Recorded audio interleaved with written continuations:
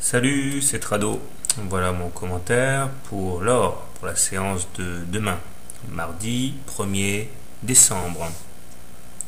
Eh bien, le Gold nous a fait son petit tour de passe-passe habituel. Un enfoncement des supports de référence, enfoncement de la M7, enfoncement du canal jaune, enfoncement du canal noir. Et puis, tranquillement, à partir de là, il entame une chevauchée et remonte tranquillement tout en validant la solidité des repères graphiques précédemment cités. En fait, cela montre que tout est sous contrôle en fait de la part des haussiers, puisque ils profitent des plus bas pour se renforcer ou pour monter dans le train. Et finalement, chaque journée qui passe est un non-événement. En fait, les repères graphiques sont toujours les mêmes. Il semble maintenant par contre qu'au niveau technique, à ce petit jeu-là, on assiste à une petite dégradation, puisque un signe que je suis particulièrement, à savoir la sortie du stochastique de la zone de surachat, est en train de se produire. Ça, je n'aime pas trop.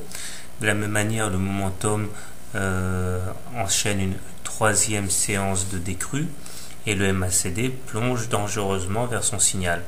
Alors certes, on continue de clôturer au-dessus de la M7, mais il ne faudrait pas trop tarder, sinon le MACD risque de casser son signal, envoyant un signal de trade très négatif aux traders. Alors au-delà, nous voyons que nous sommes toujours à l'intérieur d'une grande fourchette d'Andrews bleue ascendante dont la médiane n'a pas encore été ralliée, et que par ailleurs les Bollinger ont cessé de diverger, ce qui montre que la volatilité n'est plus en expansion comme ça a été le cas pendant un moment. Alors comment trader la valeur demain? Alors deux choses l'une, comme d'habitude, si vous voulez rentrer long, eh bien puisque ça semble marcher depuis un moment, autant continuer de rentrer au plus proche du bas du canal jaune, ou alors au plus proche de la M7, en visant un retour sur les plus hauts, mais en mettant bien sûr comme d'habitude un stop loss en cas de clôture en dessous du canal jaune ou de la M7.